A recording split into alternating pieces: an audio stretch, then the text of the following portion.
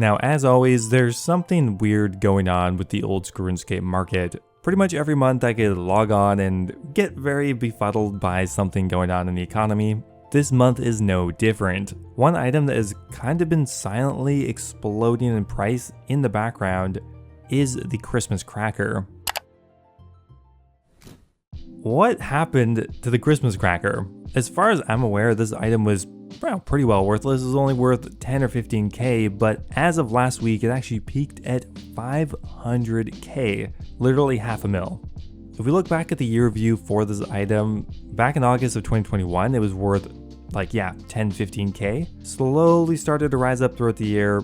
In March, they kind of went up to around 50k each. In June, they went up to almost 80k each, and then all of a sudden, out of nowhere, they just exploded in price, and now are dropping back down again. So what exactly is going on here? Well, recently I watched a YouTube video by Max Nick, and I saw this thumbnail that showed him having 150 Christmas crackers, and he was selling them for 350 mil each. Now, in my head, I immediately thought, nice clickbait, and then I went and looked, and well, they were correct. Now, it turns out the reason for this increase is actually due to gambling. People who are running games of chance in Old School have struggled to find an in-game item that would allow them to run their games. Years back, they would use flowers or other items that would give you an RNG dependent result, but all these kind of fun items have since been removed, except for one, and that's the Christmas cracker. By using the Christmas cracker on another player, you have a 50-50 chance of getting either a party hat or kind of a junk item. And players who run gambling services have kind of caught on that, hey, they can use Christmas crackers for their gambling. There's one problem though, and that is that there's kind of a finite supply of Christmas crackers. Not entirely, because usually once every year, around Christmas time, the market gets flooded with them, but that's only once a year. And as Christmas is quite a while ago at this point, the supply of Christmas crackers has slowly been drained by gamblers, and there's just no more on the market. And that has driven them up to an astronomically high price of 500k. They peaked there, and now they're starting to fall very quickly as well. I think that's partly due to the fact that a lot of people maybe had Christmas crackers and they just didn't realize, and now they're dumping them on the market as they've reached such a high value. And I think another factor is that people who are gambling probably don't want to spend 500k just to take a single bet. It looks like it might have just been getting too expensive, so the demand may have dropped a bit as well. Either way though, a very fascinating price trend of an item that went up almost 50 times in value. Now, around 1 week ago, we received a really interesting image for the tombs of amascut. During the live stream, they revealed this. It's clearly one of the boss rooms or another part of the dungeon, and in it we can see a few different things, but primarily the thing I want to point out here is on the floor there are some tiled rune markings. It looks like there's a fire rune, a wrath rune, maybe a chaos rune. Either way, it definitely looks magical, and just that alone has had a significant effect on a few different items. Primarily some of the higher end magic weapons. For example, the harmonized orb went all the way from 700 mil up to 850 mil for a few hours just from this image alone. Since then, it's kind of dropped back down again. People have realized that there's not enough information to go off of maybe, but it's very impressive how much just a single small leak like that can push an item's price upwards. Another item that was affected is the Sanguinesti. It pushed the price up to, I think, a high of 90 mil, and has since crashed right back down again. But look at this price increase right here. Massive for, not having that much information. Also, we saw a pretty similar trend with the Ancestral Robe set, going up nearly 25 mil just from this image.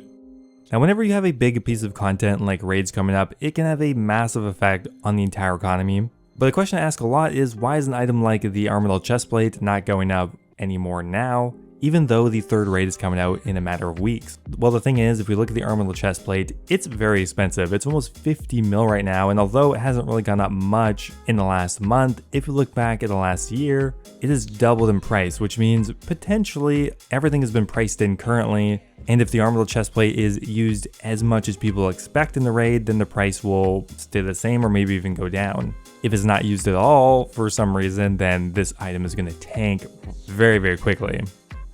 There's a lot of items that are falling into that category. Very common raids items that I think most people assume are going to be used, Like here we have the Dragon Warhammer. This hasn't really gone up much in the last 3 or 4 months even. But if we look back at the year, it's pretty much doubled, which means a lot of the hype for the new raid is probably already priced in. So even though this image of this dungeon isn't a lot to go off of, it is new information, and that usually has a much larger effect on prices in the short term.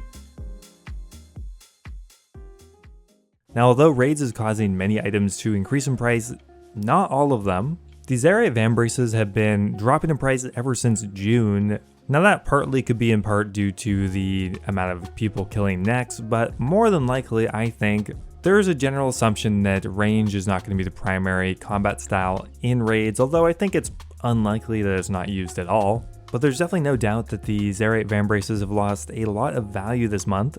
In June, they were worth 215 mil, and now they are worth 160 mil. In this week in particular, they've dropped over 20 mil. Quite a significant drop. The Zarite crossbow is kind of similar.